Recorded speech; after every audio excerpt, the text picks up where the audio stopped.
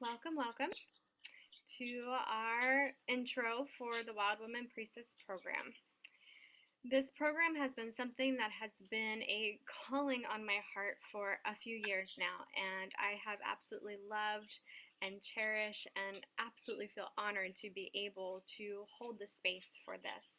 It is something that was one of those things that kept sitting there and nagging me, just do this, just do this, just do this. And I kept ignoring it for a little while until I finally was like, okay, I can't ignore it anymore.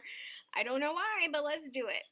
And it has been incredible. It's been such an amazing journey. So every time I run the program, I run it brand new.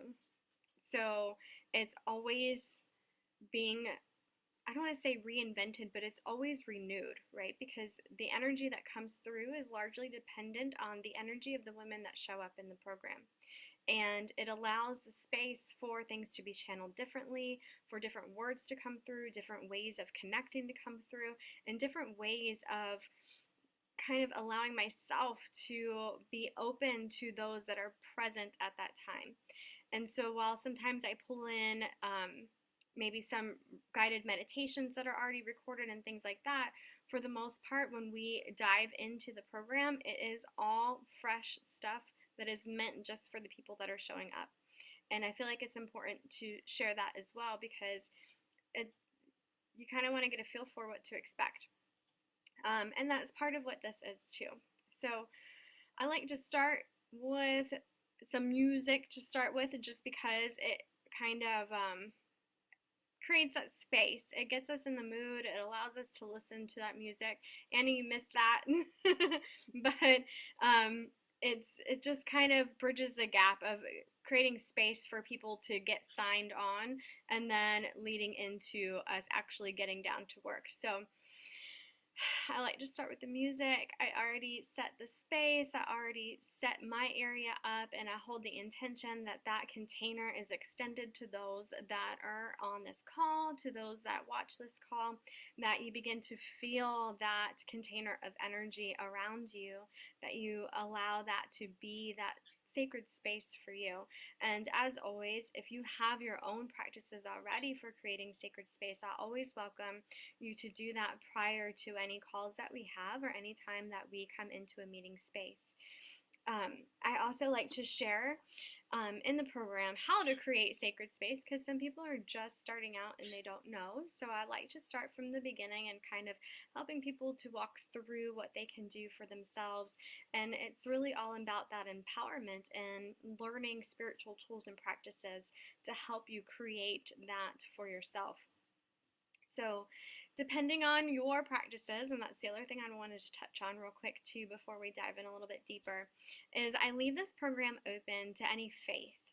I don't consider myself any one particular faith. I don't, maybe a spiritualist if I have to label myself, or omniist. I believe that all paths lead to the same thing, and I'm not here to judge anyone for their path and what they connect to. All I'm here to do is help you to deepen your connection. That is your unique connection. And to me, that's the utmost importance. It's not about forcing you to understand or relate to things in the way that I relate to them, but rather empowering yourself to come into the practice of deepening and connecting yourself and feeling that within you, so that you feel like you are holding your highest version of yourself, that you are confident and secure in your connection, that you're able to be grounded in that, so that you can live from that space. Because anytime we seek outside of ourselves to listen to someone else and just kind of latch on to what someone else thinks or believes, we dampen our own spirit. Like we start to cloud up our own light. We're not here to follow someone else. We are here to claim the sovereignty that is us, that we can tune into our own light and our own power and allow that to be what comes through. And so my job is to help empower you to that place, to help you come into recognition of your own connection and develop that. And I don't want to use the term gift because it's not really a gift. We all have that capability, but we all have a unique expression of that. And I think it's super important to give yourself space to come into that. So, the Wild Woman energy. This has been a big one for me. So, when I first started the Priestess program, I just called it Sacred Priestess because I didn't really have the right name for it. And then what kept coming through to me was that Wild Woman energy. And the Wild Woman to me, you know, I'm sure all of us will have a different definition for what the Wild Woman means. And I think it's super important to clarify that for yourself too. But the Wild Woman to me is the embodiment of that fractal energy. She has so many different faces, and she is not afraid to like tune into what it is that she needs in that moment. And that self-assured, that confident way of being, that primal instinct that navigates you into what you need to feel into in that moment.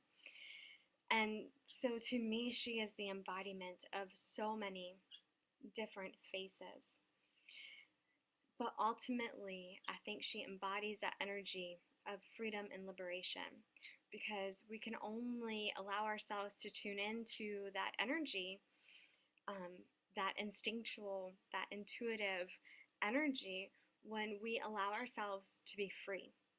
When we allow ourselves to come into that space of feeling liberated, because this 3D world we live in likes to put a lot of conditions on us, and it likes to place a lot of expectations and judgments and all of the things that get piled on to us and get piled into our energy field, that it sometimes can leave you feeling a little lost or confused or not quite sure, or maybe into that people-pleasing mode where you're worried about what all the other people are going to think.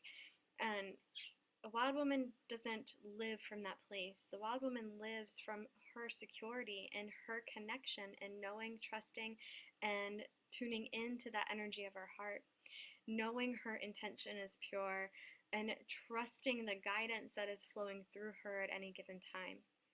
And so to me, that is what that freedom and liberation is about.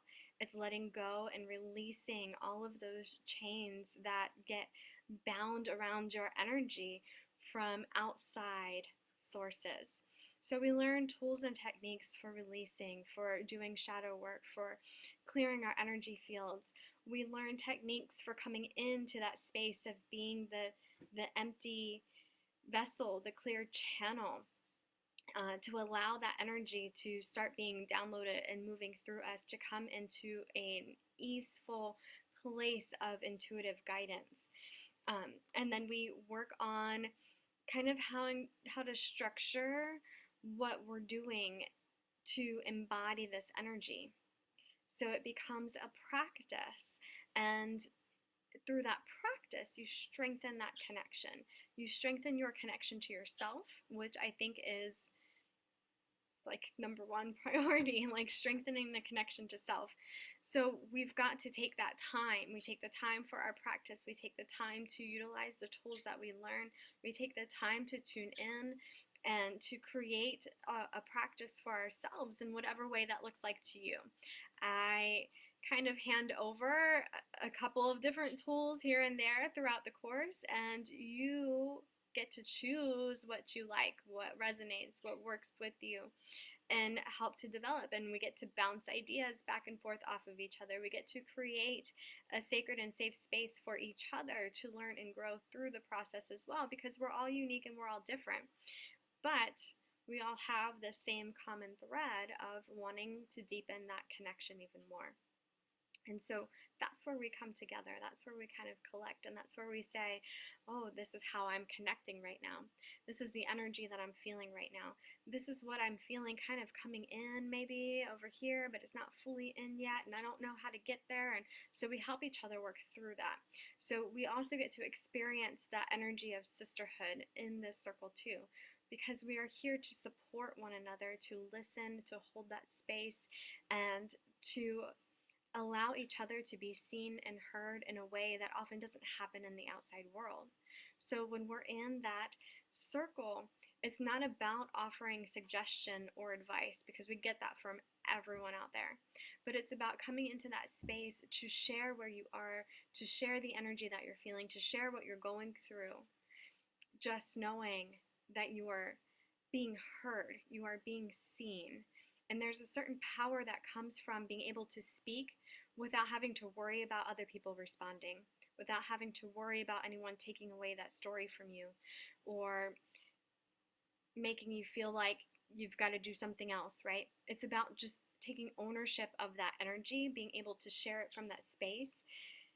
And in that moment of being seen and heard from that place, there's a moment of release with that. There's a moment of clarity that comes through for you as a person that's speaking and sharing, where you've shifted the energy through the power of your voice. But it's because you are in a sacred space that is being held, where you're supported and allowing that voice to come through. And there's so much power and magnificent energy when it comes to sisterhood circles that I can't even put it all into words, other than it's really an incredible journey. And that's part of what we get with this program too, because we create this container where we get to know one another. Friendships form even outside of the group, which I think is amazing. Being able to have other people that you can call on, that you can message, that you can say, hey, I'm going through this, like, I just need someone to hear me. And knowing that you have a sister there that understands that level of connection. And then it's also about coming into your place of power. Because when you are supported and held and nurtured in that energy, it allows you to move more easily into that centered state of being and coming into your own power. It allows you to recognize the energy that you're holding, and allows you to become more confident and secure in your intention and knowing your heart, knowing who you are. So when you are navigating the outside world around you, you feel more confident and secure in what you are choosing to do, how you are being, so that when you come up against outside things coming at you or making you feel otherwise, you are very much aware of, no, I know the energy that I am holding, and I am secure in that. I don't need to take on this outside stuff as if it's my own. That's not my story. Whatever you see, whatever you feel, that's not me. That's something that was triggered in you that you're now projecting on me. But here I am. I know my heart. Right? And that comes from that ownership of your energy, and knowing and trusting yourself, your intuitive guidance, and knowing your heart. That is the biggest thing, is coming into that place of knowing your heart. And so we do a lot of work on clearing the channel, of understanding connection of the earth star, soul star chakras, a lot of the chakra work that we do, to get us into that place of channeling, right? Because that's when spirit comes through. That's when the intuition really begins to get downloaded. And that's when we begin to come into this sense of communion with something grander than ourselves, and feeling that connection. That's the connection that I want everyone to feel, right? We all have this ability to channel, to feel that energy, to grow that connection. And how it is expressed, that's what's different among all of us. That's the beauty of all of it, is the way that it is expressed uniquely through each individual person. And it shifts and it changes. You might say, well, I've experienced that, so I'm good. It's always evolving and growing. It's always changing. I know for myself, the first ways of how I connected are totally different from where I am now. And that's the beauty of it too, is we get to hold that space for our own growth and evolution as we continue the journey. And so in this space, it's a space that allows you to be supported through that journey, to help you, so that it's not quite as difficult when you're doing it on your own. Because what happens is, a lot of times we tend to lone wolf things and do it all myself. It's all on me. No one understands. No one gets it. I'm just over here in my own little isolated world. And what energy does that bring in? Right? I mean, even just saying that, I can feel this sense of loneliness, this sense of disconnect, because you're on an island all by yourself. But you're not alone. Like, there's so many of us that have gone through that feeling, gone through that place of feeling like we needed to be isolated, like we somehow didn't belong. And I joke a lot at the shop that, it's like the island of the misfits. So we all kind of gather there at some point. And so many of them, people that come in are like, yeah, I just, I'm the weirdo that likes this stuff. And I'm like, well, welcome, because it's where we all come. And it's the same with this. We get this energy of, we're on our own individual journey, but we can be on that individual journey and still be together, still be in community, still have that sense of communion with the collective, even when we feel like the collective does not have any clue what's going on. And so it provides this kind of safety net, this sense of security and safety, and knowing that you're not alone, so that like when you're in the tough times, you have people to reach out to, you have a space to turn to, you have somewhere to go, and knowing that you're not alone to face big shifts, big changes, big things that come forward, because I know from my own experience, I'm constantly learning, right? That's who I am. I never stop. I'm always taking classes. And even though this year I said I was taking a break from taking classes because I spent so much money last year taking classes, I'm not going to tell you how many classes I've already been in this year. But I love to learn. That's just who I am. I am a life student. Like, if I had the time to take even more classes, I would, because I love it. There's always more to learn, and I'm coming into a place myself where it's like, okay, I am taking a few classes here and there, but I'm allowing that to be it. And I'm allowing myself to deepen that more, right? Because I can pull from a million different things, but it's not about pulling from the million different things up here. It's about embodying it and taking it down and allowing it to ground and be rooted in your path, and allowing that to come back up to your heart, and allowing yourself to feel it through the heart space, so they're actually a living embodiment of what it is that you're learning, and it's not just stuck in the mental realm. Because if it's stuck in the mental, intellectual realm, you're not embodying it. You're not practicing what you're learning. It's like reading the books, but then you don't practice it. You just know it.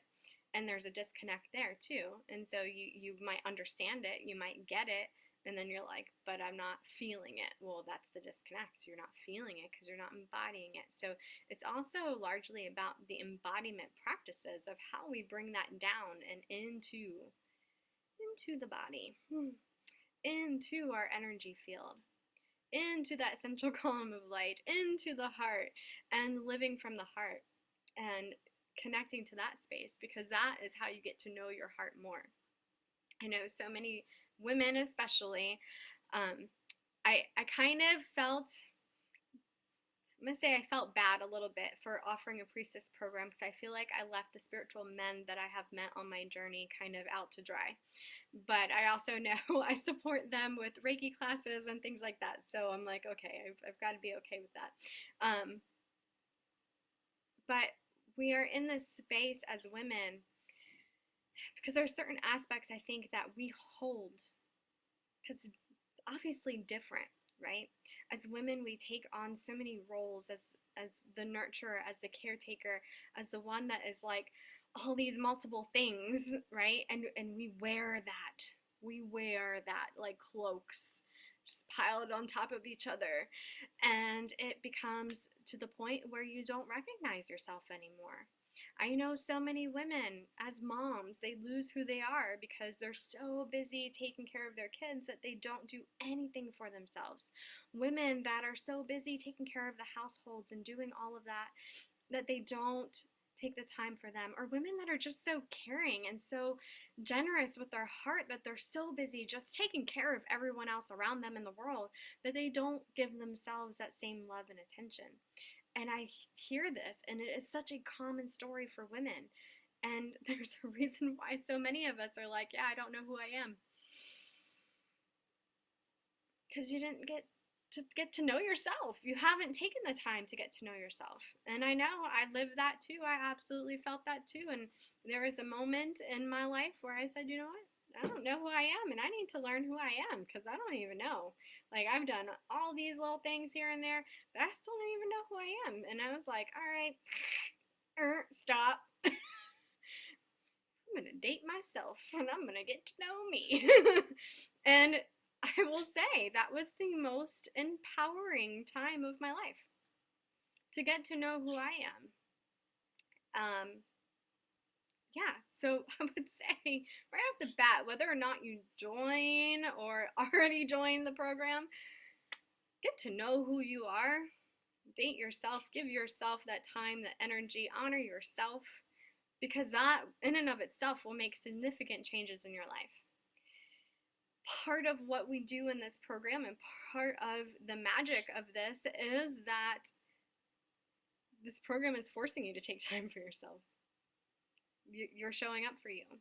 You're coming to calls for, circle time. You are learning tools and practices that you are going to be practicing. Like, it's forcing you to step into that space of honoring who you are and spending time with yourself and getting to know you.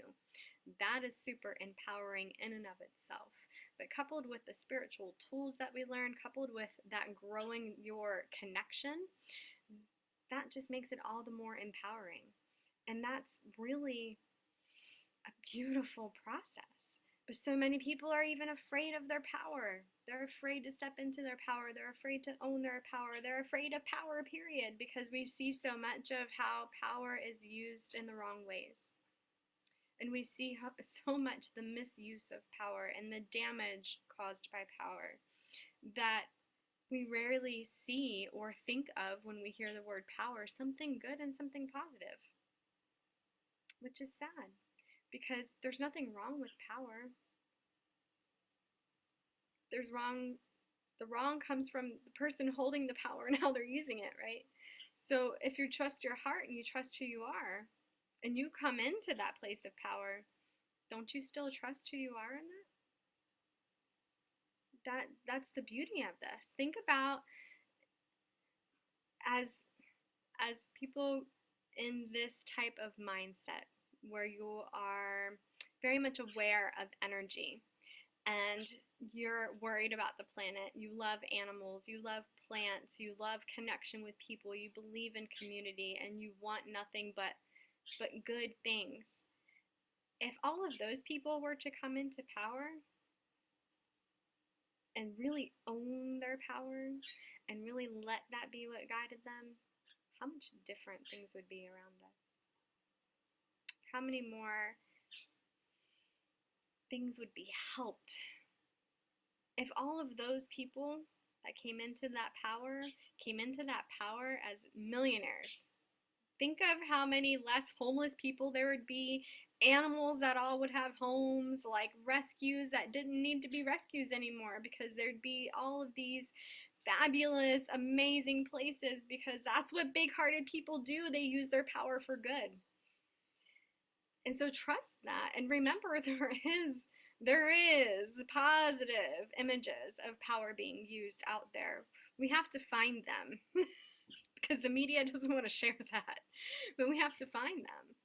And remember that we too, in our good-hearted nature, we want that goodness. We want to create a positive impact. We want to leave the world a better place. We want to be mindful in our actions and what we're doing and how we're showing up. And we're also mindful that we always have room to grow in that. I know I certainly do, but that's what makes us good people, because we want to. And so begin to trust in that. And that's where that trust in your heart, trust in your intention, trust in who you are. You begin to trust yourself, being able to own your power, being able to come into that, being able to step up more, being able to show more, being able to let it out and be expressed. And that's a beautiful process too. And that to me is very much part of that wild woman energy, because you are not afraid to stand in your power. So part of the energy of this, actually before I get into that, any questions? You guys are listening so intently. Is there any questions or anything that you want to ask about some of what we'll work on in the program?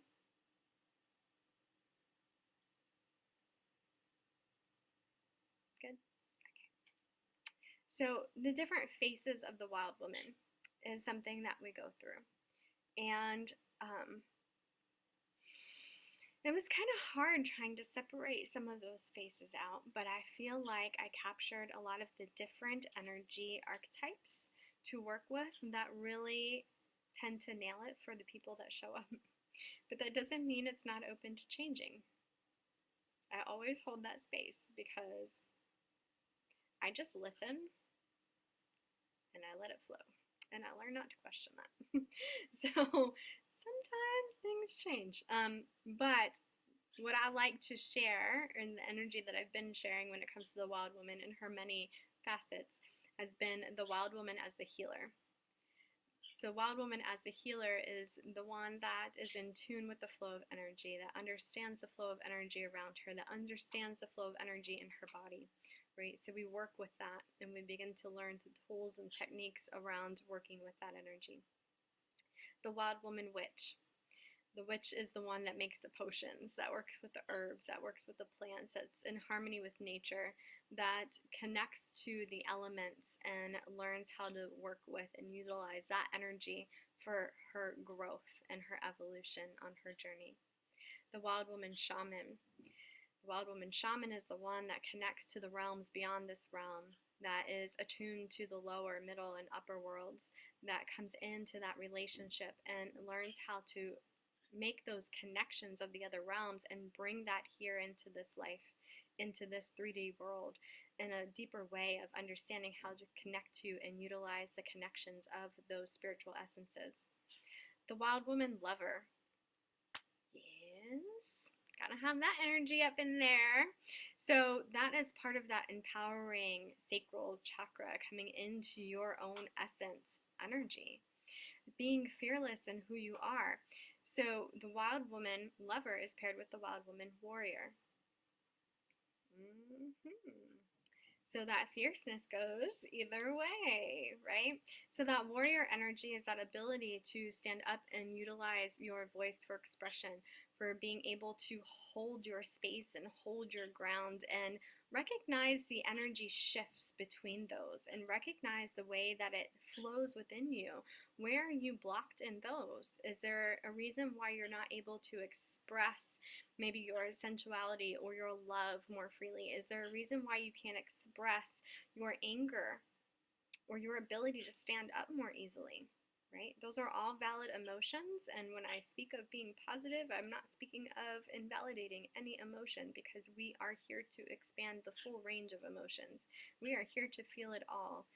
And when we come into that place of embodying it, of knowing who we are on that level where we know the whole bandwidth of who we are, that's the power of coming into you, the totality that is you.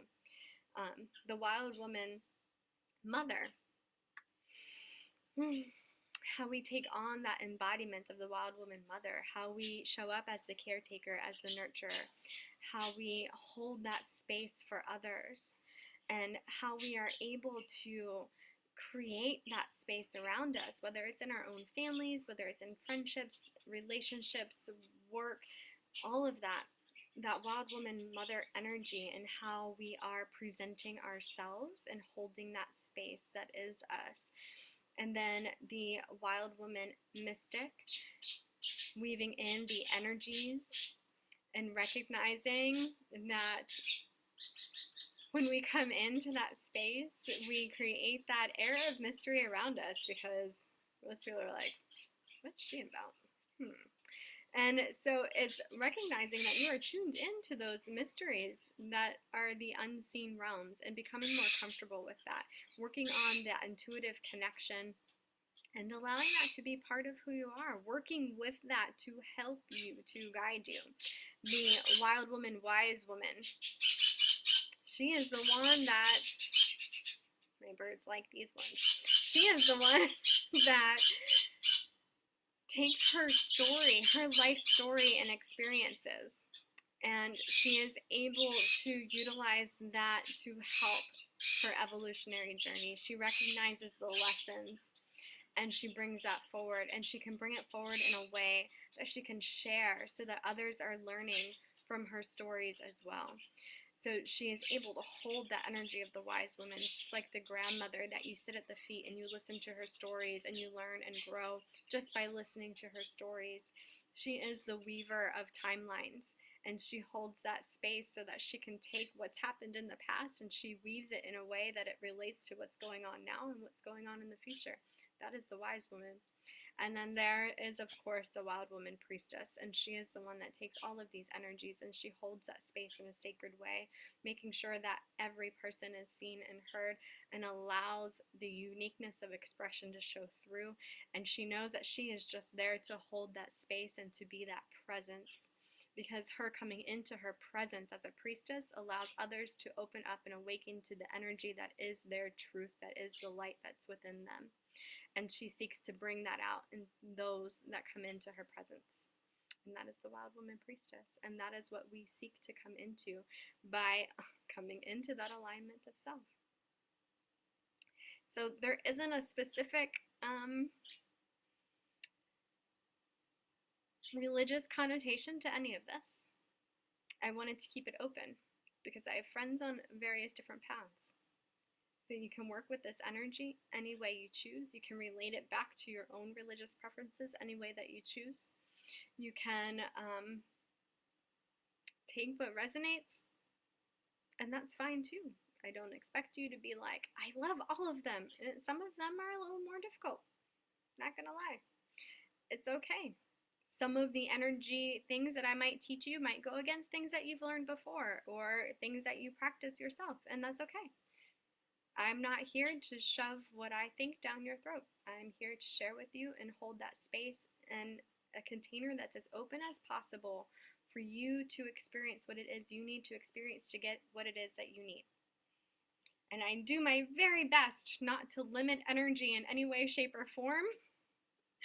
Because that moment that I start to project anything that is my own personal belief, I start to limit that energy. So I try to be very mindful and opening it up into that space of infinite possibility and potential so it can show up as it needs to for you. I just kind of create a little structure around it to help it build and get to that place of openness within you. So it might come from a certain way things are worded, certain word that's used in relation to something, a way of relating to something that's a little bit different. Little sparks, little nuggets of things that come through, that happen, that help to just let it go off on its own tangent with you. And that's how it's meant to be.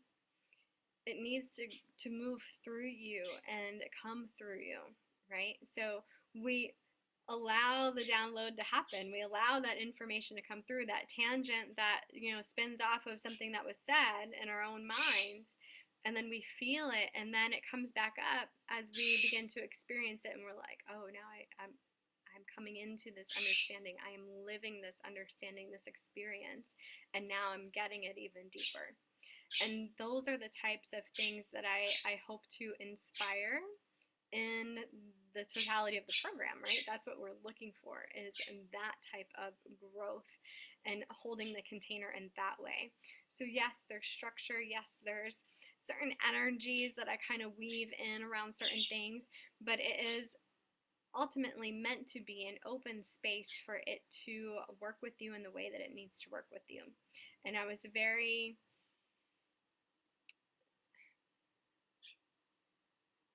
much intentive about how I did that for that reason, because I've been in programs where it was more of a single person leading from their place of their beliefs, their human beliefs. And you can feel that. You can feel the limiting energy of that. And I personally don't like that. And I was like, that was a learning experience for me and what I don't want, right? And we are absolutely shown some of those situations in life where we're like, oh, thank you for showing me how I don't want to do that. And it is what it is, and that's fine. It was meant to happen to show me that, okay, I don't have to be that way. I can open up to this way. This is what I want. This is what I would like to see. This is how I would like space to be held. And to me, this is where the growth happens. And so it was part of what I needed to experience myself to get to where I am now. And so there's a little bit of that energy that's woven through past experience, through life experience, and we all have life experience. We all have things that we went through. We all have lessons that we have learned, and we all have lessons that we are still uncovering, and we're still working through layers, right? Because it never stops. But we get to take from that and bring it forward, and so we become the weavers of the web of our own life, and that is an amazing process too, is stepping into that energy. And that becomes easier as we become more comfortable owning our power and recognizing the ways that we do that. And I mean, that's still something that is still uncovering as I move along, right? And what I love with the Priestess program is every time I go through it, it's always something new. There's always something else that's uncovered, something else that's released, that's a made to happen, that's just like an inspired part of the journey. And that to me is the beauty of each and every one being its own separate, unique container. And I really, really like that. I like that with all my teachings. So not just with this program, but like when I teach my Reiki classes, it's never the same class. Each class is something guided. Yeah, there's a structure. Again, there's a structure to it where you're learning these things. However, there is definitely a channeled part to each class that allows it to be open and what is needed for those that show up. And I found that teaching from that place has been such a profound experience for everyone involved that I was like, I'm teaching this way in everything that I do from now on.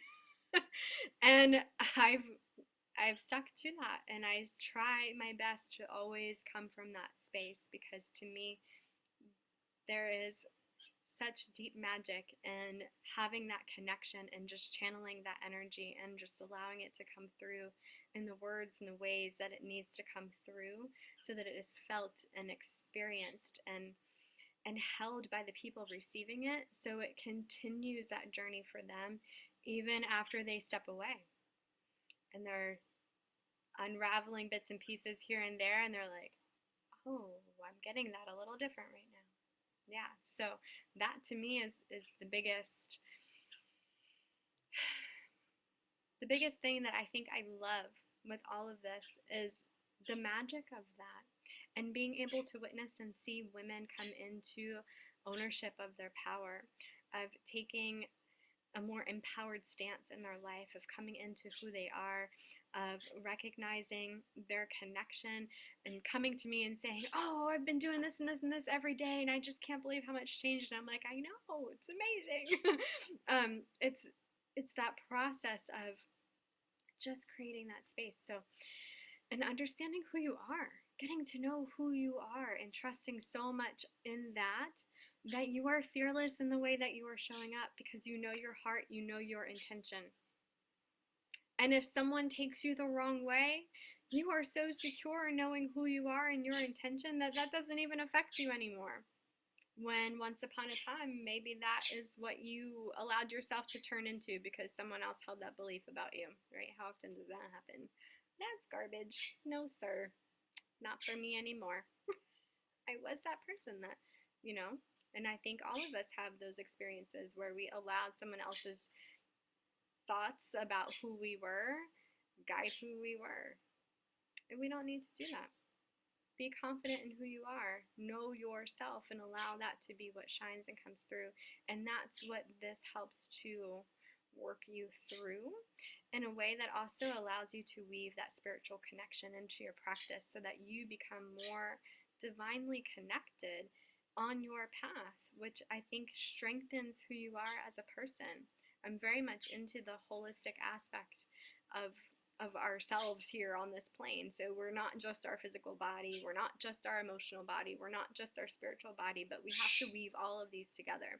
So this gives you the tools to help with that spiritual connection, to help grow and sustain that spiritual practice for yourself.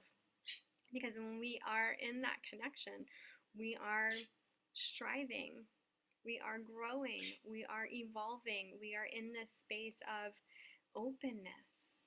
And that openness inspires more growth. And so we're always kind of in this space of letting things flow through us. And it's so expansive. And I'm sure, because I know I go through it still too myself, where we come into these periods where we're like just really contracted and we're clinging, or there's some fear kind of going on and we don't know what's next, and like we come into this contracted state. But because you've experienced that expansiveness and that openness, you become more aware of when you start going into that contracted state, so it makes it easier to shift out of that contracted state. And reminder of vulnerability and how vulnerability leads to the growth. If we're closed off and protecting ourselves so fiercely that we're not even able to be open enough to be vulnerable, we're not growing, we're staying stagnant, and we're keeping ourselves in that safe little cocoon. And sometimes we need to be there. That's fine too. But if we keep ourselves stuck there, and we keep ourselves blocked off, and we keep ourselves in that contracted state, we're not growing. We're not evolving. We're not allowing ourselves to really get the lessons and allowing the lessons to move through. We're staying in that looped pattern. And so in those moments of contraction, when we can learn to open and expand through our heart and allowing ourselves to be vulnerable, allowing ourselves to be the emotional beings that we are here to be, and process that and move through that, we come to that other side of it. We come to that openness. We come to expanding, and then recognizing we don't need to know the how, but coming back to the trust and faith that is our connection, that is the source that we are connected to, that is what we know is there, that is what we witness as energy around us, in whatever way that looks to you. And it's coming into that space of recognizing your power in that.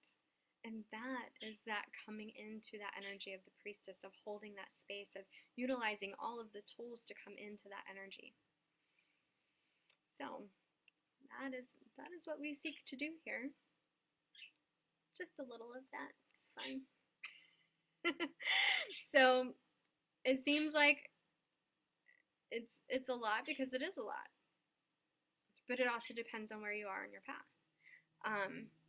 If you're a brand new beginner, there's supporting steps and structure that helps you to understand how to work with the energy. If you've been doing this for a while, again, we have those structures there, but then there's also that ability of being able to hear what is said, the connections that are there, and weaving that together and allowing that to take you on your own journey, because you already are using some tools that you have for yourself. So you're not limited either. That's another thing that I didn't like out there in the world, is that I understand structure and hierarchy, but I don't like it. Don't like it. I am a rebel soul through and through. One of the things that I didn't like was, if I'm coming into something and I already have a base knowledge of things, like I don't want to start at the totem pole bottom. Like, what is that? Like that just, it feels icky to me. And so there's no hierarchy of where you are. You are where you are. If you're advanced, you have this here to take and run with it some more. You come back and you can share more too. This is not a space of, I'm up here and y'all are down here. No, we are in a circle and we are all here together. I am here to provide the structure. I am here to provide the material. I am here to ignite that for you and hold this space for us and be the one that is guiding this. But here we are all where we are, and we all have something to share where we are, because I can tell you too that there are times when someone brand new to this path says something and I'm like, oh, I never thought of looking at it like that. That's really awesome. But it took them being new to see it in that way. And there's still something to learn from someone brand new on the path, right? So there is no, we're all teachers, we're all students. We all hold that energy, period. No one is above, no one is below. We are all here.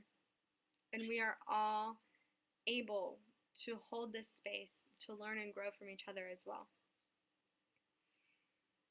So I just want to put that out there because I think that it was important to cover it.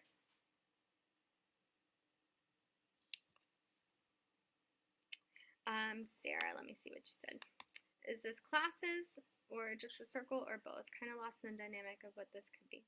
I'm tired. No problem, Sarah. So, all right. It is a combination of all of the things. So, yes, let me talk a little bit more about the structure of it. So, what there is there's a separate classroom on Podia that is just for this the materials of the class. So every month you'll get materials around the archetypal energy,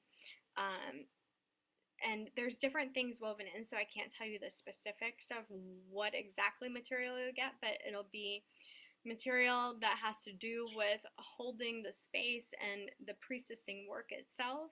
The archetypal energy will have calls around the full moon and the new moon, so that is our circle time, and we'll have a live call that is around the energy that we're going over for the month. So it's the embodiment practices of the archetypal energies. So I typically do that around the full moon time. So I have a full moon circle. So if you sign up for the Priestess program, you also will be added to the Sisterhood of the Moon program as well. So the Sisterhood of the Moon shares more of the moon aspects of things. So you have all of that information there as well. But our full moon priestess call is a little bit different because this is where we embody the archetypal energy that we're going over in that month. So in traditional teachings around the moon energy, this is where it gets a little bit witchier, but it's the embodiment practice that comes with the full moon time, the calling down of the moon and the energy. So we're working with the energy of the full moon in our embodiment practice of the archetypal energy. Again, held in a way where we're reflecting of the energy and the energetic practice of it, not necessarily making it any religious path, if that makes sense. So it's coming back to it all being around energy. And then you have the classrooms, you have the printed materials that you'll have there. You'll have links for the calls will all be organized there. Any other practices that are shared will be there. So no, the archetypal energy is not the deities. They are the archetypal faces of the wild woman that I shared. So the healer, the witch, the shaman, the lover, the warrior, the mystic, the wise woman. So it's the energetic components. So this is where if you're more advanced or you have a different path and you have specifics that you work with, and sometimes I share, people ask, what I did this past priestess program, because many of the ladies were on Facebook too, is I created a separate Facebook group for us so we had more connection with each other and we could share more stuff together. And I really, really liked that aspect of it because it does make it a little bit easier. So if you wanted to pop on and share a video of something that you're going through, you have a space to be able to do that. And I feel like it deepens our connection a little bit more, though I despise Facebook. It is a great way of being able to connect and do things like that. And so in there, sometimes I would share about different goddess energies that connected to the energy that we're working on and how it connects. And the Sisterhood of the Moon, I sometimes talk about more of the different goddess energies that are celebrated around that moon time or that are connected to that energy, so that if you are aware of that path and that connection, it gives you something to work with as well, but it's also not forcing it on everyone that's in the group too. Does that make sense? So trying to hold the space of teaching the energies behind things, right? To me, that's what the archetypes are all about. It's the energies and how we embody the energies of it. And so I always come back to that place of it being about the energy, not so much about the specific name or the pantheon or the religion or this or that, but the energy of it. And this helps to keep it open for everyone to be able to practice and enjoy if it allows them to. That's the best I can do. I would say if you have no interest in archetypal energy, this probably is not the place for you. If you are like, oh, I can't do moon stuff, then, this probably is not the place for you either. But I don't think you would be here. that was the case. I think having the word priestess in the name helps to kind of open that pathway to the people that are able to embody and embrace it a little bit more. So, and that being said, I have absolutely had those of the Christian faith move through this program, and they absolutely loved it. They get the working with the archetypal energies, and I mean that was an amazing experience too. So, it meets you where you are on your own path, and I think that that's a beautiful thing too, and a reminder of the openness that is the truth of that energy, and that's also beautiful. So. So let me share a little bit about the different lineages that I have learned from and that I pull from for this. So, we'll say back around 1996 was when I started my journey into learning shamanism. And that was when I was living in Hawaii and experienced my own kind of that calling of someone needs to tell me why we're here, and these church people always like kind of throw me out when I start asking questions. So obviously they don't have answers, and I need some answers. I grew up in an Italian Catholic family on my mom's side and a Baptist family on my dad's side that were Italian and Irish. So I had a very interesting dynamics between my grandparents and what their beliefs were and how strong they were in their beliefs. My Italian side, you know, all in the Catholic churches. I went to a Catholic school, and my dad's side, my grandma was a Sunday school teacher. So I had a lot of this energy around me. My parents, though, were very much open, free spirit, didn't do the church thing. So I got very blessed in that. So nothing was forced upon me, except I did go to Catholic school and I hated it. There was, interesting enough though, let me share this story real quick. Elementary school, I went to a Catholic school, St. Francis of Assisi. And during the entire time I was in school there, had no idea who St. Francis was. Like, I don't understand why these schools don't teach more about the saints that they name their schools after. I don't get it. Had no idea who St. Francis was or what he was connected to my whole childhood. I really didn't learn till like way later in adulthood. But during this time, I was always a huge advocate of being out in nature, and I believed I could talk to animals, I would talk to plants. My grandma actually, which I found out later on, actually not too long ago, was part of the Eastern Star, but it was very hush-hush because Freemasons are not allowed to be part of the Catholic Church. And so this was something that I just recently found out, maybe the end of last year, and I had no idea. My grandma's long since been passed, and it was actually going back and reading something in her obituary caught my eye, and I was like, what is that? So I looked it up. I was like, oh my gosh, that's an Eastern Star organization, and she was president. Okay. There's times in my childhood where I remember her teaching me how to connect to the plants, to learn what it is that they wanted, to take care of them.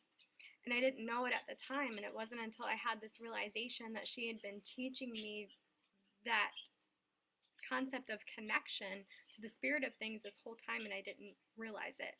But as a kid, I spent my entire time outside talking to animals, communing with nature, and that was normal to me. And I really thought that I shouldn't say I really thought, I do have a special connection to animals. Thank you.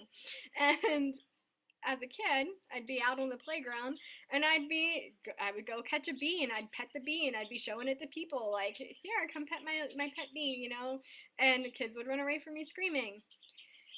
Then I learned as an adult, St. Francis used to communicate with animals, and I'm like, I was doing what I was supposed to do, and y'all just ran away from me. But we didn't know who St. Francis was because they didn't teach us that. But, you know, it was just one of those things that I was like, are you kidding me? I thought I was a weirdo, but apparently I wasn't the only one because St. Francis talked to animals too, you know? So it's one of those things that I learned later that was like, okay. But as a teenager moving to Hawaii and seeking answers, I wanted I wanted something that I could connect to. I felt like I couldn't connect to those religious paths, and I tried. I tried with the Catholic Church. I tried on the other side of my family. I tried with the Baptist churches, like, and I just was not feeling it. Like, I just couldn't feel that connection. I didn't understand what the other people that were sitting around me were feeling for a connection because I wasn't feeling it.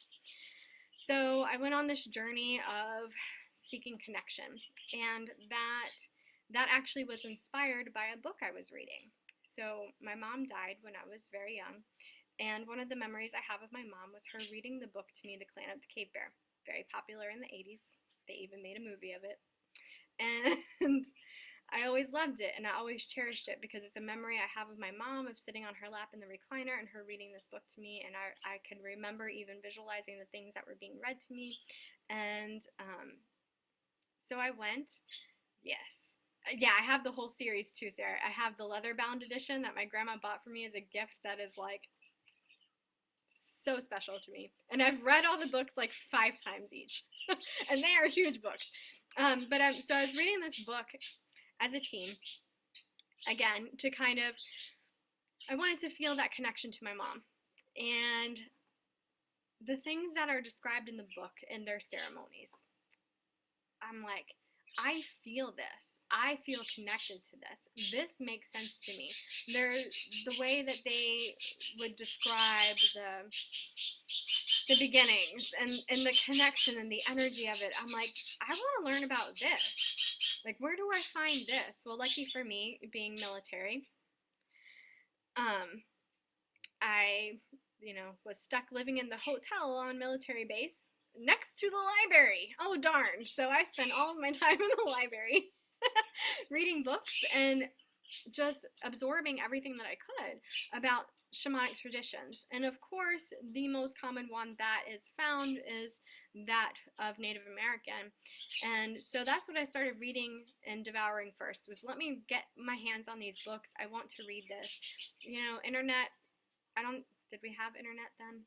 I think there was internet, but it was like that AOL stuff and ICQ chat rooms. I used that a few times. Like, that was way back in the day. There definitely wasn't a Google. There definitely wasn't anything like Facebook. Like, you meet random strangers and have no idea who they are. So the internet wasn't much help in that aspect of my journey. So I relied on books and just reading books and having my own experiences and letting life be my experience and allowing spirit to guide that. And that was my big thing in Hawaii, was coming into that realization that I can live a spirit-led life.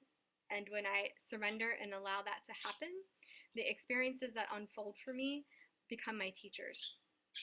And I was 16, and that's what I was doing. And it was an incredible experience. I began to see auras and energy around things, had no idea what that was. I would have these experiences, and then I'd have to go try to research and look up what the hell is happening to me. What am I seeing? What is going on here? And so that took me into learning about color energy and the energy of different colors, which brought me into candle magic somehow, I guess, because of the color thing, led me to books on candle magic and learning about that, which led me into learning about paganism and the more earth-based connections and religions. And I just kept learning and kept learning and kept doing my own practices and kept allowing that intuitive nature to be my guide to help steer me on my path.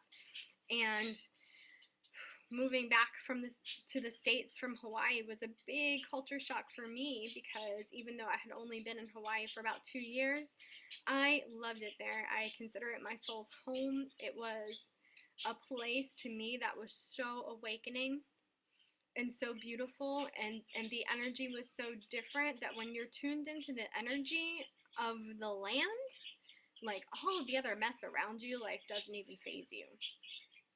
The school I went to there was one of the scariest schools I'd ever went to. There's a lot of gangs, blood and crips there. There are security guards with weapons that would drive around golf carts at our school. I was told on the very first day, don't ever wear red or blue. You might accidentally get shot or stabbed. Like, there was so much other energy that was present there, but it was like not a worry or concern for me. I was so far into the energy of the land. And then there was also being a military student, you know, being there in a school where the locals hate the military. And I mean, you could get jumped just for being a white girl. And it was having to come into that recognition too of, oh, I'm in a really different place. And here I was signed up for Hawaiian language and history because I'm there and I want to learn about it. And I mean, to me, that place was magic. I was so excited being there and I loved it. And I was the only white girl in that class. And sometimes I was a little scared. But I opened up and I shared why I joined that class. And I told them, I was like, I feel really bad for how your culture was stripped away. I love learning about it. I love reading about it. I want to feel that energy. Like, I want to understand the practices and the beliefs. And I feel like that needs to be shared. That needs to be kept alive. And I feel so bad that that was taken from you. And it shifted the dynamic of the class. And it shifted the way that they saw me. And it allowed for friendships to develop, and it allowed for me to be accepted because I wasn't another one of those people that were just taking it for an easy A. I was there to really learn about the history of it because I felt called to it so deeply and felt the energy of the island just pulsating through me. And I wanted to understand the energy that it held there. And it was important to me. Also, at that time, I was taking psychology classes, and I was all about recognizing the patterns of things. So I was weaving in astrology in my psychology class, and my teacher absolutely loved it. I will say, for the school being as scary as it was, the teachers that we had there and the classes that we had to take there were absolutely phenomenal. And so I was self-teaching myself astrology and weaving that together in my psychology class and finding the different patterns of personalities within the zodiac signs and how you could recognize that in people. Like, there were so many things that I went on tangents of that just blew me wide open. And then I moved back to New Jersey into my small little town, back to my little school, and I mean, I just wanted to have a meltdown. And I did. I had a kind of breakdown. I experienced intense anxiety.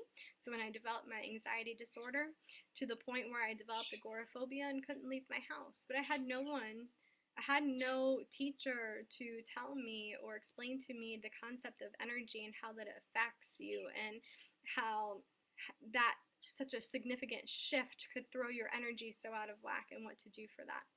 And I had to learn through just going through it until I finally came out the other side of that. And it took many years, many years. But to think that I have gone from this wide open, free spirit, just absorbing all of the information I could get my hands on and really being in that realm of energy, to being so contracted and crippled that I couldn't leave my house without causing myself to pass out, literally. It still blows my mind sometimes. Like, I can't believe that I experienced that, such significant extremes.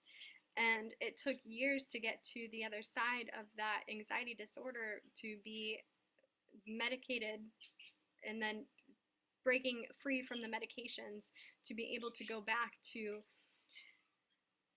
being okay to be outside and connecting to things again, and being able to talk to people that I don't know, being able to do videos like this. Like, way back then, I would have never dreamed this was possible. Way back then, I would have never thought that I could ever be someone that could talk to a complete stranger, and now I have no problem going up to a complete stranger and talking to them. It's ridiculous how much things have changed, but it's also pretty amazing how much things have changed. But it took that process for me to get to where I am now. And it took the unraveling of all of that I had went through and all of the experiences that took me through to get to where I am now. And so I'm grateful for that. And so it's been, 18 years now? Let me see what she wrote. Oh, we were gonna go look for the leather bound books. Yes. So yeah, my path and purpose started way back then. And I mean, I've continued to grow in that path, taking classes and courses, going to massage school, which opened the door for me too, because that led me into Reiki and meeting so many other people that were like on this different path and getting to learn different things. And gosh, even way back then, so we're talking like even before massage school, about 20 years ago, I was holding circles in my home when I lived in Havelock in North Carolina. I used to actually live down there first. And I was holding circles in my home, just trying to find community, trying to find people that I related to. And we would have these potluck circles in my home open to men and women to just come and learn and, share what you know and I'll share what I know kind of thing. Is not as structured as I have learned to be now, but it was an experience that, because I wanted it and I was seeking it, and I always believed if I'm wanting it and seeking it, there has to be others that are wanting and seeking the same thing too. And all I can do is put it out there and hope that those people that are wanting and seeking resonate with that and they find it and they show up too. And so 20 years ago, I was holding circles, and now I'm here, and that's part of my business, and that's crazy to me. But I love it. I love it. I love it. I never would have imagined the world coming to a place of being more open, right? Because back then it was very secretive. Back in then, I was using Witchbox, which it's not even around anymore, but trying to find people that were connected to more of the earth-based religions to learn and share from. And when I lived in Colorado and was going to college out there, I got to meet a medicine man through my grandfather, who was an amazing spirit. I have a feather that was gifted from him, and he would try to talk to me about different things because he saw my connection and my love for rocks even back then. And he would share with me the ways that they used to work with them, and would invite me to his house for dinner. And like, he was just a very, very amazing, kind, open soul, and I appreciated everything he tried to do. But at the time, I was very much into college life and didn't really didn't really go as far into that as I really should have. He had talked about adopting me, and I just kind of shrugged it off and blew it off and went out with my friends. And I kicked myself for that all the time. But he knows in spirit that I am truly grateful for all that he shared with me during that time, too. And he was probably one of the first teachers that I came across in a way that he, again, would share information, much like my grandma did back in the day, like share information without it feeling like I was being taught to, right? It was through stories, it was through experiences, it was through relating to things.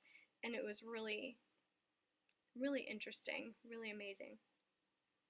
To coming to people that, were teaching classes and paying to take classes so that I could learn, because I wanted to learn and I wanted to grow my own knowledge base, and I wanted to understand things more, and I wanted to be in a space where I was connected to other people, where I could feel like I wasn't so alone in the world, just walking around waiting for the next person to come around, which that's what led me to holding my own circles way back when. And again, holding circles now, because I realized, how hard is it for women to find other women to come into circle with, to find other women to be friends with if you're not from the area, if you didn't grow up in the area, right? It's like super awkward making friends as adults. Like, how do we even do that? It's just so weird. So having sisterhood circles and being able to create that space for people to come together. And so I have them in person, but then I also have the ones online, because I do have some amazing friends from all over the place, and I wanted to create a space that allowed them to be able to show up and be present too. And so, gotta love what the World Wide Web has turned into, and it's so much more useful than those ICQ chat rooms from back in the day. So that brings us to here. And so part of my journey getting to here has been taking all kinds of different classes. I did go into some Wiccan traditions once upon a time and practiced that as well. And then I was like, I'm just not feeling into, again, I don't personally, I don't like things that narrow things down and create a label. I always come back to the energy of things. I like it to be open and be about the energy of things. So that's where I finally came to realize that for me, it's not about finding the religious path I attune to. It's not, I like to stay in that grander kind of openness of things where it's about the energy of it. And when I connect to the energy of it, then to me, I'm connecting to all of those different paths. And I can pull from all of those different paths. And so I like to step back and into that place of expansion where I'm not limited by what is acceptable and unacceptable by a tradition or a specific path, but rather into the openness of the energy of it. And that's just my personal place of where I am coming from now. But I did have those experiences, and then I did take classes to be a certified red tent facilitator, which taught me the different red tent lineage practices of holding space and ceremony for women, whether you're coming into blossoming as a woman or coming into motherhood or coming into the crone stage of life, and being able to hold ceremonies for those as well. And the time of utilizing the new moon as our time for coming into that connection and that space where we come into the space to share and to help each other work through the things. That's the time of the shadow work and the time of sharing and learning from each other and our experiences. And then also the Rose Priestess Path, which is a tradition of the Mary Magdalene lineage. And that was pretty incredible for me too. I think the red tent kind of opened me more up to the teachings that I later came into with Mary Magdalene. And, you know, of course, I had preconceived ideas of what I was taught in Catholic school, and coming into this program, learning so much more of what is actually there, the missing texts and books of Mary Magdalene, and how the Vatican even came back and apologized for lying about her being a prostitute, and was like, oh, that happened? How come that wasn't bigger news? What the heck? You know, and so all of this unraveling of the story of Mary Magdalene, which completely changed my view and made so much more sense to me, along with the energy of Jesus Christ and the energy that he embodies, and that Christ energy and the golden right energy, and the understanding of sacred union and working with those energies to create that flow of sacred union energy, and just deeper understandings of things that really was like, okay, this is why this never resonated with me before. But this feels so much better. This feels more right to me. And so definitely sharing from spaces like that too. I know I'm forgetting one, but it is slipping my mind. But I've taken several different priestess lineages and trainings over the years. And I kind of come into this space of recognizing the knowledge and the teachings from all of those, and trying to hold a space that embodies space for everyone to come into their own. Because I think at the end, that's what they're all about. Coming into your own connection and feeling that, right? More than just knowing, but feeling that connection and allowing that to be your guide, allowing that to be the light that guides you, and feeling comfortable and confident in that. So this is where I pull some structures to help navigate it, but ultimately that's what it's about. And so I do my best to keep it open, because I had such a vast variety of learning myself. So I do my best to keep it open to all paths, and in the way that I think keeps it open anyway. I hope that it feels open to everyone.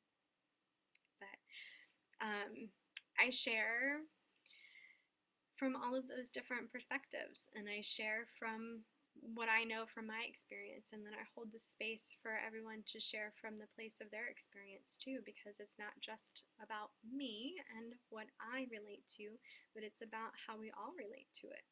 And in the sharing of that, and when we speak and allow it to be vocalized, we are sharing our expression of that, which helps everyone connect in a different way, from a different perspective, from a different layer of the energy, right? Like we learn about the layers of the energy when we move through the healing process, right? That spiral path just keeps on going around, and each time we see things from a different perspective because we are looking at it from a different perspective. And the same thing happens with this energy. So that's what I hold space for, but that's also kind of the background that I bring to it. It's been a long journey for me. But I wouldn't have it any other way.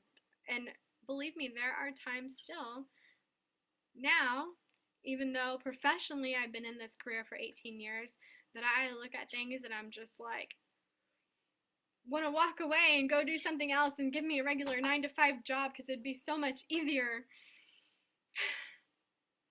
Yeah, then there's that little piece of me inside that just laughs at me when I think that, and it's like, yeah, there's no way you can stop doing this, because you would have that 9-to-5 job and you would still be doing this on the side because you can't stop. And I'm like, yeah, I know it.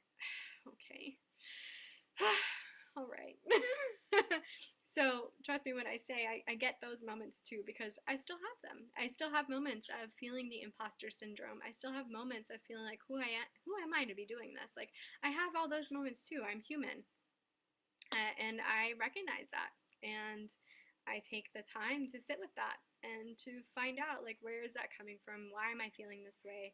And how can I shift that? Like, what needs to happen? What do I need to see? What do I need to recognize? What do I need to realize? What do I need to allow myself to feel? What am I running away from?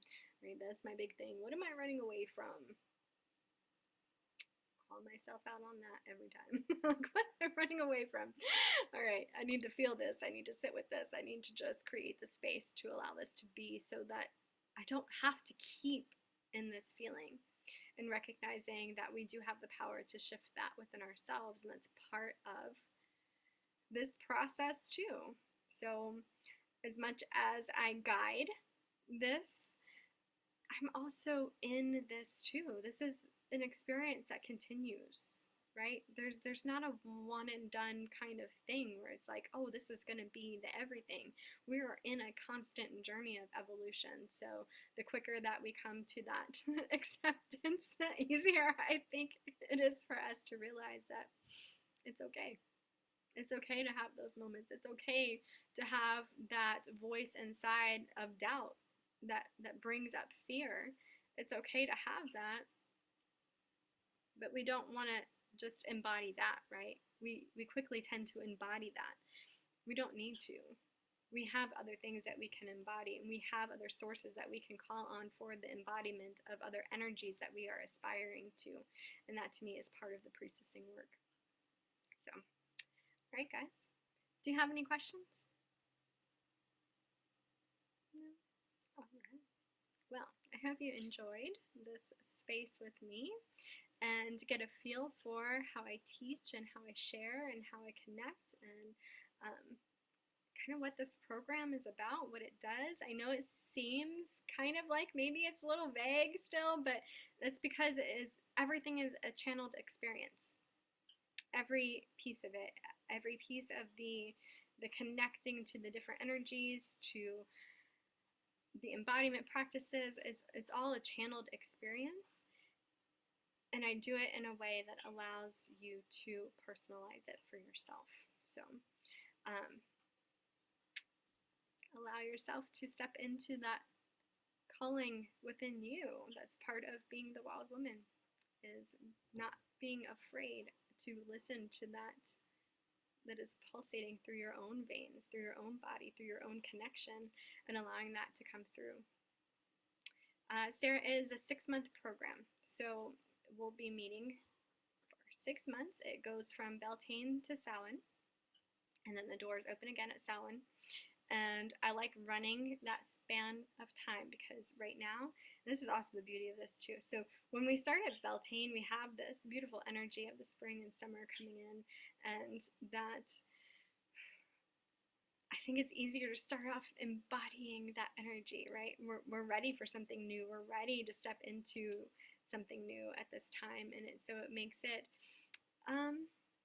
I like to say it makes it a lighter journey, I feel like, when we start off here. But, then we go into ending in that shadow energy. And it makes it interesting because the way it takes us on the journey is a little different. So when we start at Samhain, we start in that deeper shadow energy and we go through that rebirth process. And so it's just been interesting to witness for me how that flows. But this, when we start at the spring, we have so much of this beautiful energy around us and helping us to step right into the embodiment practices, I feel like. And so that aspect of it becomes a lot easier. And so as we unwind and unravel throughout the program, it becomes this shift into deepening that connection and allowing the depth of that within ourselves to really start to bring up the shadow stuff within. And it takes us through a slightly different journey. But it's amazing because when you start in the embodiment and then you travel down, it's this ability of utilizing that different perspective as you kind of go through that shadow process too. So they each have their own kind of unraveling journey, but yet the structure of everything, we're still going over all the same, right? So it's like how I describe each facet of the Wild Woman is different every time. It depends on the energy of that moment, of the space, of who's with me. And so it's just, again, holding that space for it to unravel as it needs to unravel. And I think that's part of the beautifulness of the program, personally. I mean, I might be biased, but I really like it that way. I don't like the structure that's so structurized that it's like X, Y, and Z like every single time. To me, that just feels very limiting and too much in the masculine. So I try to find that balance, and let me tell you, it is very hard when you are very far into the feminine side to have to give structure to something that flows. Like it's hard, but I think I did it. I think. But yeah, so you have 6 months, and there is, I say 2 to 3 calls a month, and I say it that way because our full moon ceremony is part of the Sisterhood of the Moon, and then we have a separate ceremony, which I generally will tend to do that same night. So it's like we end the full moon ceremony, and then we jump on a different Zoom call to continue with the priestess part of the ceremony, or vice versa. We start with the priestess and then jump into the moon. So it's a call that happens on the same day. So that's why I say like 2 or 3. And then I also offer space if you need more time for reflection. If you need help working through stuff, I offer one-on-one coaching calls as well if you need additional help. So you always have, and everyone gets that throughout the 6-month program, like you have an additional call that you get to have with me one-on-one to help you move through something. So if we get to a month where you're like, this month is really heavy for me, I don't know why, I'm not sure what's going on, I need some help, you have that call with me to be able to connect one-on-one, to dive a little bit deeper, to get through that stuff. And you're always welcome to schedule more with me, but I do offer one coaching call for the 6-month program to be an individual call for you. And of course, there's access to the Facebook group so that you still have access to me in the Facebook group too, so we can share and connect there. And the more that you share and connect on there, the more active it is in there. So if you don't share, there's no activity. So it can be as much or as little as you want. I personally like it when there's a lot going on. I like the shares. I like being in tune to the energy. I like connecting, and I much rather connect in a priestess group than on just plain old Facebook. So I share that with you as well. So you have that access too. You can ask questions in there, you can post videos in there, you can share where you're at, you can ask for support, you can ask for suggestions, but I do stipulate that when you're doing things like that, that you do specifically vocalize what it is you are doing. So if you are doing something because you want to ask for support, make sure that you claim that you are asking for support.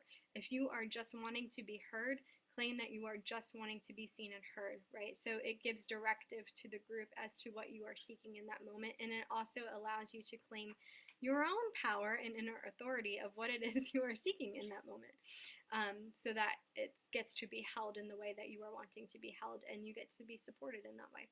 So try to make that a safe and sacred container too. So, all right. Yes. That's beautiful. Thank you for joining me. Thank you to those that watch the replay. And if you come up with questions after this and you're like, oh, I didn't think about that, you can always message me. I'm more than happy to answer you. You can message me on Facebook. You can send me a text message, which my phone number, in case you didn't know, the phone number connected to my business is my cell phone number. So that is the way that you personally connect with me, is you can text that number. I do text. I don't answer my phone. You can leave a message, I'll call you back eventually. But I do answer text messages and messages on Messenger pretty quickly, and you can email me too, which I just learned that my business email had been disconnected, so I wasn't getting the emails that were coming through there, and I wasn't realizing that it wasn't connected to my app anymore. So I fixed that. So I had some messages that I did not get. So I've been busy connecting. All right, so those are the different ways that you can connect with me. It's Jena Skai at mysacredsoul.com is my business email that you can use, or anyone, if you've got another email for me from a different email address, is one that I use.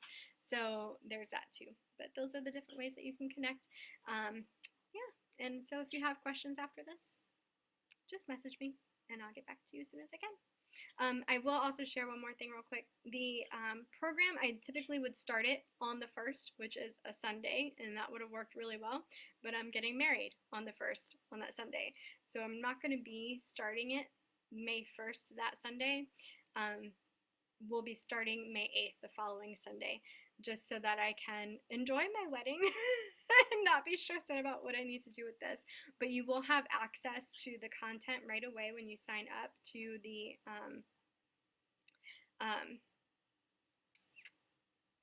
initiation PDF, which is a PDF file that you can download that has like the prayer and all of the stuff that you can do for your initiation ceremony that you do for yourself, along with recipes for scrubs and anointing oil and all of that too. So it gives you all of that to start with right away so that you're not having to wait.